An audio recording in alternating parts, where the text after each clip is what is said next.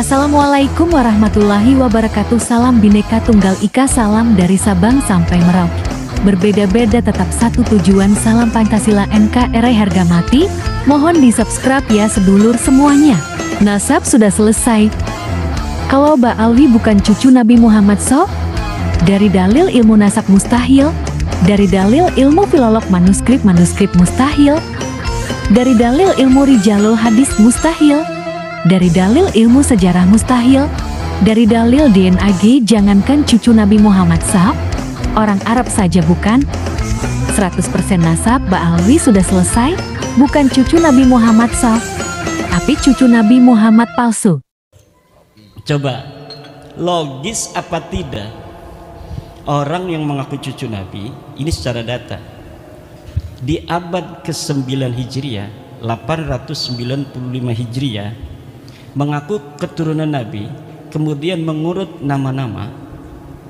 Ali bin Abu Bakar, namanya Asakron nih, 895 Hijriah. Nama saya Ali bin Abu Bakar bin Muhammad bin Abdurrahman As-Sigaf bin Maula Dawilah bin Ali Sahibud Darak bin Ali Al-Ghayyur bin Faqih Muqaddam bin Ali bin Muhammad Sahib Mirbat bin Ali Qali Qasam bin Alwi bin Muhammad bin Alwi bin Ubaid bin Ahmad bin Isa. Ahmad bin Isanya 345 Hijriah. Sementara di abad-abad itu sudah banyak kitab nasab. Di abad keempat katanya Alwi ini hidup 400 Hijriah, berarti abad kelima. Di abad kelima sudah ada kitab Tahdhibul Ansab karya Al-Ubaidili 435 Hijriah. Tidak ada di sana mengatakan Alwi ini adalah cucu daripada Ahmad bin Isa. Ahmad bin Isanya disebutkan dia punya anak, kemudian keturunan sampai beberapa keturunan, tapi tidak menyebutkan Alwi ini, buyutnya Rizik Syihab itu, sebagai keturunan baginda Nabi besar Muhammad. Ada juga di abad kelima itu kitab Muntaqilah At-Talibiyah kalangan Ismail Toba-Toba. Ismail Toba-Toba itu 470 Hijriah. Tidak menyebutkan juga bahwa Ahmad bin Isa punya anak namanya Ubaid. Ahmad bin Isanya disebut dia punya anak namanya Muhammad, dia punya anak namanya Ali, tapi tidak disebutkan dia punya anak namanya Ubaid. Kemudian kitab Al-Majdi 490 Hijriah karya Al-Umari tidak juga menyebutkan Ahmad bin Isa punya anak namanya Ubaid. Ubaid punya anak namanya Alwi yang jadi Ba'alawi, itu nggak ada. Kemudian naik ke abad ke-6 yaitu 597 Hijriah karangan seorang pakar usul fikih, Imam Fakhruddin Ar-Razi. Beliau juga seorang ahli tafsir, punya kitab tafsir Mafatihul Ghaib, punya berbagai macam kitab sejarah dan lain sebagainya. Idza utliqal imamu fi usulil fiqhi fal muradu bihi Imam Al-Ar-Razi.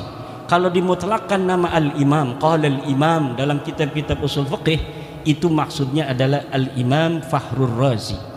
Beliau menulis sebuah kitab berjudul Asy-Syajarah Al-Mubarakah wa hasala fihi anna aulada Ahmad bin Isa al-Muqibin munhasirun fi salasati bani. Anaknya cuma 3. Siapa? Muhammad, Ali, Husain. Itu 597 Hijriah beliau menulis kitab itu. Wafat 604 Hijriah. Beliau punya anak murid namanya Al-Fakhri, juga ngarang kitab namanya Al-Fakhri. Al-Marwazi nama murid beliau, itu 614 Hijriah. Di situ juga disebutkan nama Ahmad bin Isa, dan tidak disebutkan Ahmad bin Isa ini punya anak namanya Ubaid, punya cucu namanya Alwi. Tidak ada, mereka tidak disebut keturunan Nabi pada 614 Hijriah. Kemudian ada kitab Al-Asili 700 Hijriah. Kemudian ada kitab As-Sabatul Muson 787 Hijriah. Kemudian ada kitab Umdatul Talib As-Sugra 828. Ada kitab Umdatul Talib As-Sugra karya orang yang sama, Ibnu Ainabah 828 Hijriah.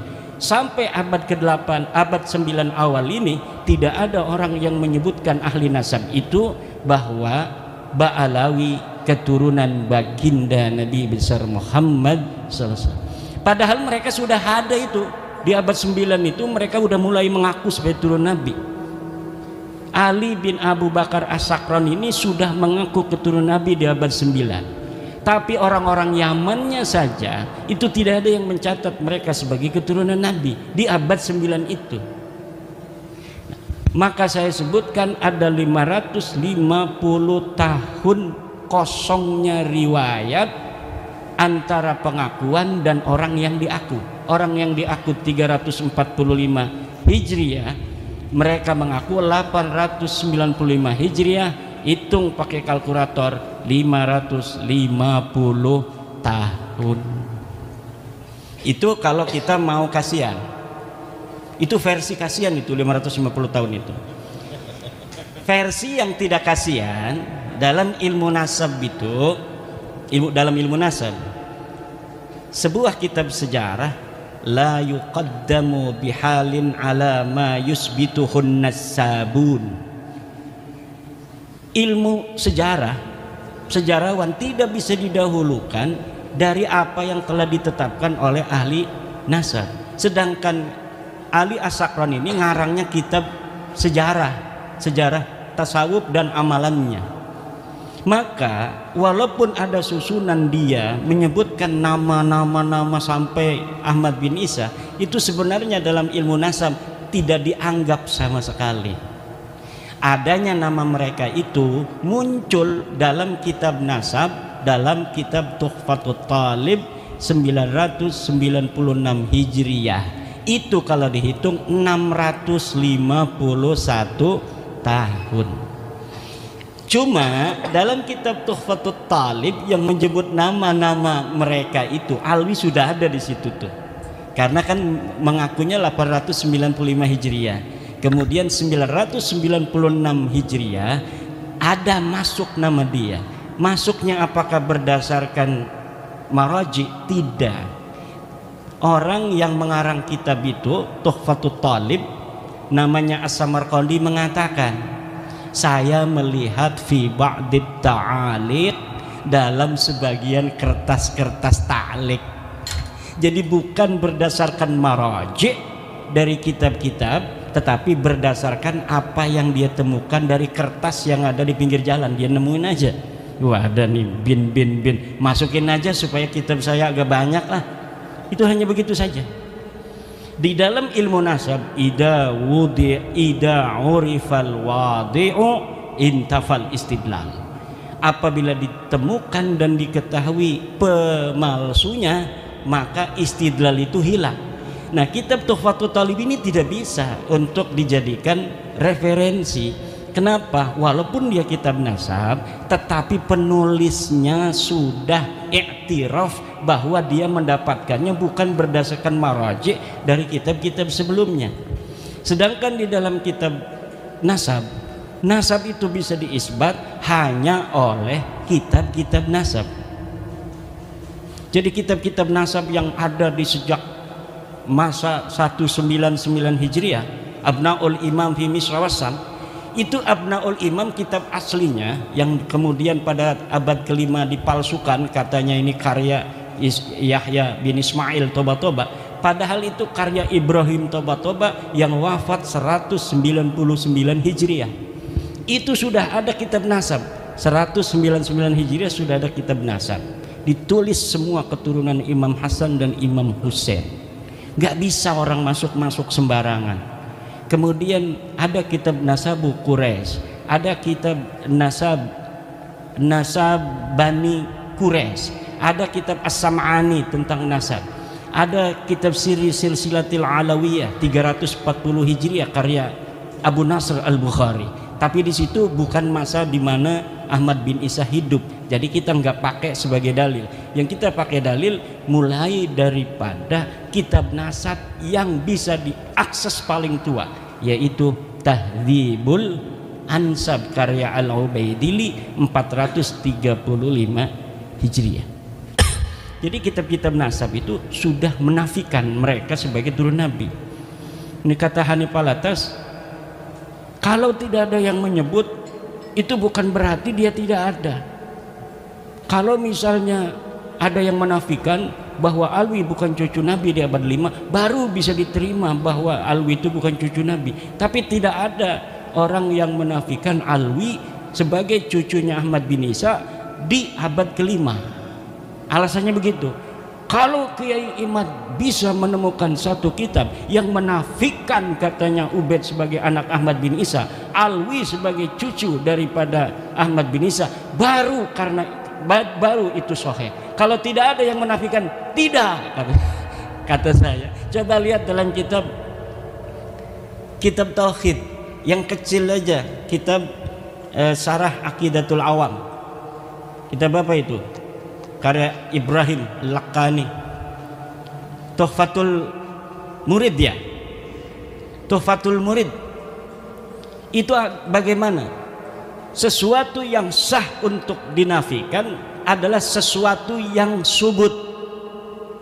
Sesuatu yang bisa ditiadakan adalah sesuatu yang ada. Kalau sesuatu yang tidak ada itu tidak bisa ditiadakan karena dia sudah tidak ada secara ontologis. Sekarang ada yang tidak hadir, misalnya istri keduanya Kiai Suparman. Cocok. Istrinya ada, makanya saya candain.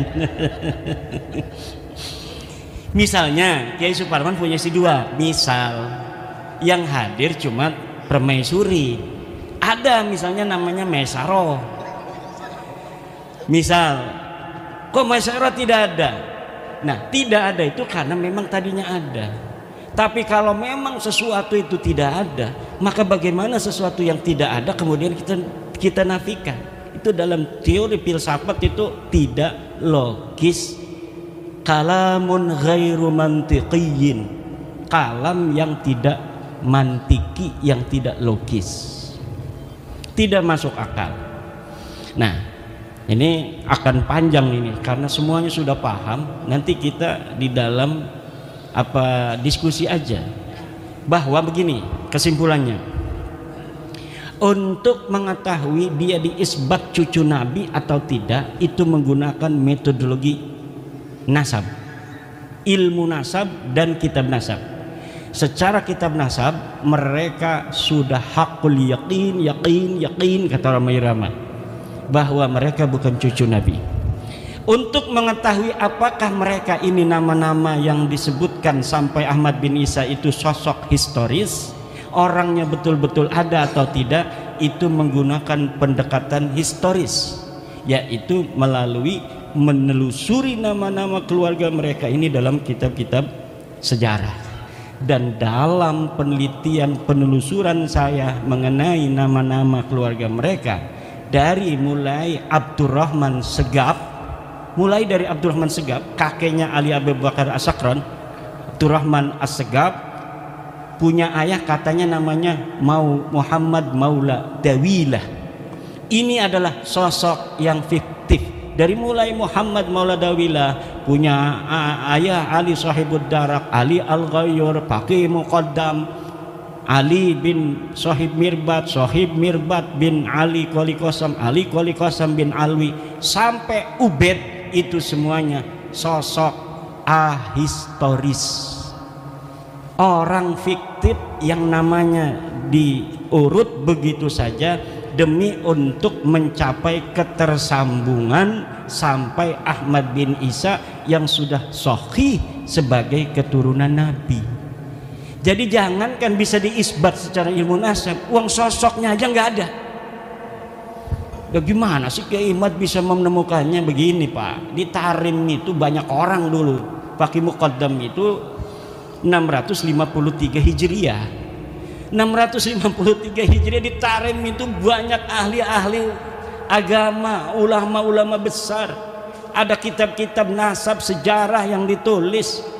Kejadian apa saja yang terjadi di Tarim itu ada dalam kitab Al-Yafi'i, dalam kitab Tabaqat Fuqaha Yaman, dalam kitab As-Suluk, semuanya diterangkan. Ada kejadian pembunuhan para fuqaha 560 Hijriah itu, ada penyerbuan dari kerajaan membunuh para kiai-kiai karena perbedaan dalam cara pandang keagamaan.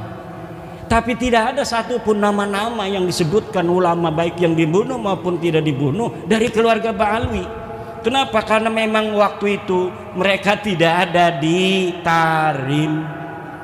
Mereka belum ada di Tarim. Mereka pindah dari India masuk itu sekitar sebelum abad 9 Hijriah, beberapa puluh tahun sebelumnya. Kemudian menyusun sebuah kekuatan di situ, kesejarahan palsuin semua ulama-ulama di sana, direbut nasabnya orang, kemudian yang direbutnya itu diingkirodkan. Ini mereka kan nyantol ke Abil Jadid, ulama Hadramaut, Sarip Abul Jadid. Nasabnya diambil, Abul Jadidnya dihancurkan. Bahwa Abul Jadid ini tidak punya keturunan hari ini abad 9. Sama juga dengan Wali Songo. Wali Songo diambil itu sejarahnya, dibelokkan nasabnya ke Hadramaut, keturunannya dihilangkan bahwa mereka tidak punya keturunan. Ini yang akan terjadi kalau tidak ada bab nasab 2022 dan tidak ada Kiai Suparman Abdul Karim di Lampung. Ini yang akan terjadi karena beliau yang awal-awal mengambil nyamber itu dari Banten. Luar biasa, antara Lampung dan Banten persahabatan yang tiada akhir dari zaman dulu.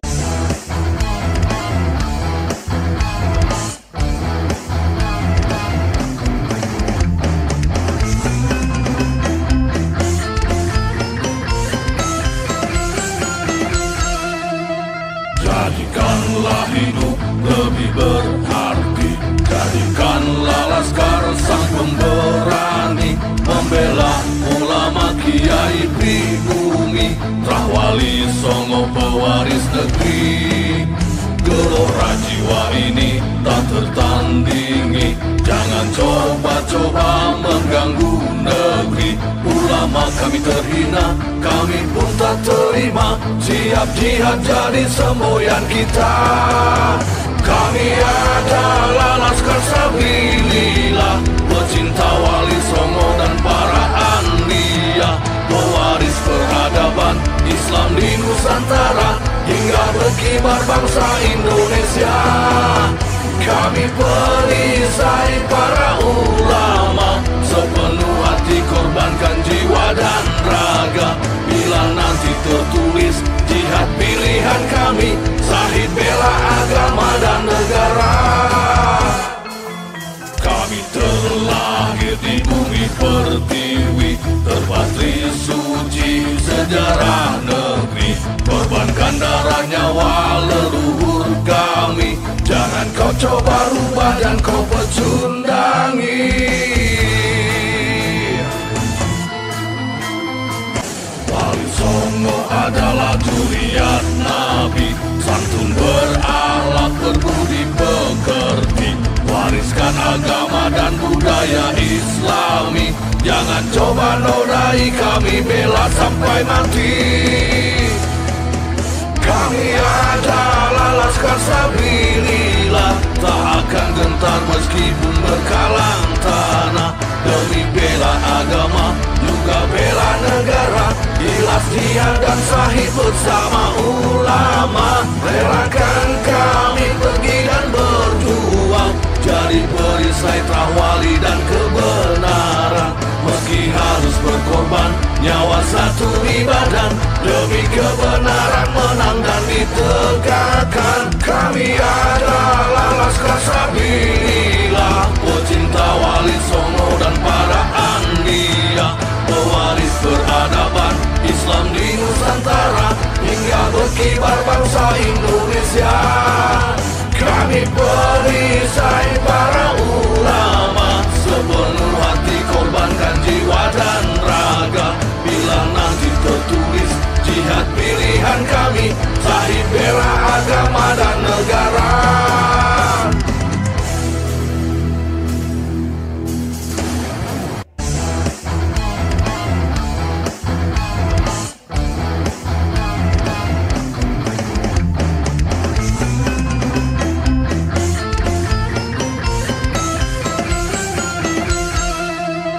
Jadikanlah hidup lebih berarti,